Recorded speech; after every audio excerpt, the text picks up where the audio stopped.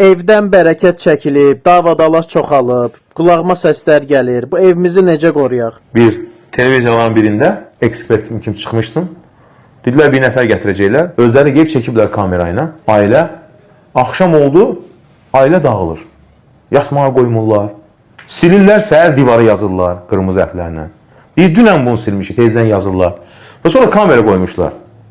Balacalı uşaq var, uşağın üzərindən ədyalı çəkirlər, incidirlər. Bu bir neçə il əvvəl olan hadisə. Amma başqa yerə gedəndə olmur. Məsələn, deyək ki, başqa evə getdi bir qonşunun evinə, həmən şeylər orada eşitmir. Evinə gəlir, eşidir. Və yaxud da misal üçün səfərə gedir, yoxdur. Deməli, haradadır? Evdədir. Subhanallah. Baxın, deyək, Peyğəmbərimiz sallallahu əleyhi və səlləm çoxları evə girərkən Bismillah sözünü demirlər. Və ya salam vermirlər. Hamımız onu durub. Bir insan evə girərkən, həyətinə və ya evinə, mənzilinə, deyinə Bismillah. Əgər evinə girərkən Allahın adı ilə Bismillah və ində taamihi Bismillah, yemək yerkən Bismillah deyərsə, qalə şeytan belə deyər. Lə məbitə ləkum və lə əşə. Nə sizin üçün yataq var, yatmağa yer, nə də sizin üçün şam yeməyi var. Və ya digər yeməyi var, fərq yox. İnsan Allahın qorumasında altında olmaq istəyirsə, evinə girərkən, baxın, neynəsin? Bismillah, əssəlamu aleykum. Bunu çoxları eləmir, salam verirsən evə girəndə. Baxın, nə deyir Peyğəmbərimiz sallallahu əleyhi və səlləm? Kim evinə girərkən salam verərsə, Allahın qoruması altındadır. Yəni, evləri biz belə qoruyacaq cinlərdən. Varsa çıxıb gedəcəklər, oxumaq lazım deyil. Üçüncü nədir? Mənzildə Quran-ı Kərim oxumaq. Subhanallah. Bu evdən gələn hədisi Peyğəmbərimiz sallallahu əleyhi və səlləm, o evdə ki, deyir, baxın. Ev əhlinə geniş olar. Yəni, evdə dar olmaz. Mələklər gələr evə, şeytanlar evi tərk edər, o evin xeyri çox olar, o evdə Quran oxunursa. Subhanallah. Və xüsusilə dördüncü nədir?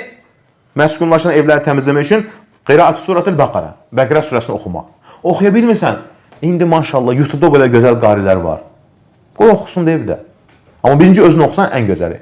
Deyir ki, Peyğəmbərimiz sallallahu əleyhi və səlləm, "Lə təc'alu buyutaka maqabir." Evlərinizi qəbirstanlığa çevirməyin. İnne şeytana yanfiru minel beytillazi tuqra fi suratul Baqara.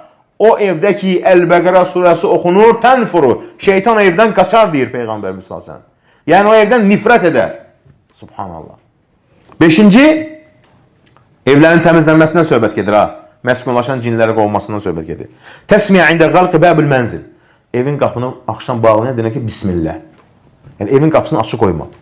İstər həyət ev olsun, istər bina ev olsun. Bismillah dinə bağla. Nə zaman? Hinə duxulul leyl. Gecə evinə daxil olanda. Altıncı, cinləri şeytanları qovmaq üçün evdə əzan verin deyir. Əzan vermirsən, əzan qoy oxusun. İndi əzan saatları var. Qurursan 5 vaxt əzan verir. O da rahatdır, yəni özünüz verməyə deyə. Yaxşı, heç olmasa YouTube'dan qoy. Və rəfə sautu bihi, yəni əzanı yüksək səsinə vermək. Yəni titrət bir ev, yəni əzanla. Evində olar, küçədə deyilsən ki, əzan oxu deyir. Çünki Peyğəmbərimiz buyurur ki, sallallahu əleyhi və səlləm, "İnnə şeytan izə nudiyə bis salati valla." Çünki şeytan əzan eşidəndə nə eləyir? Qaçır deyir, subhanallah.